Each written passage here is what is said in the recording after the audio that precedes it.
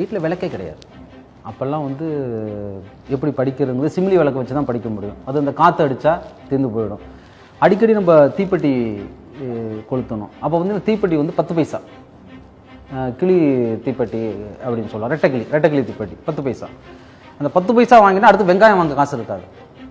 So ஒரு night முழுக்க அந்த விளக்கில் படிக்கணுன்னா கூட தீப்பெட்டியும் ஒரு தீப்பெட்டி 10 பைசா தீர்ந்து போயிடும்.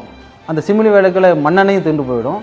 மண்ணெண்ணெய் தீர்ந்து போச்சுன்னா அசூரன்ஸ் அடுத்த நாள் கியூவில் நின்னா கூட மண்ணெண்ணெய் ரேஷனில் கிடைக்குமா கிடைக்காதாங்கிறது ஒரு அசூரன்ஸ். இதுக்காக நான் என்ன பண்ணிட்டேன், ரயில்வே ஸ்டேஷனில் மட்டும்தான் 3 ஃபேஸ் கரண்ட், 24 ஹவர்ஸ் கரண்ட் இருக்கும். பக்கத்தில் எந்த ஸ்டேஷனு? பக்கத்தில் பூதலூர் 1.5 கிலோமீட்டர்.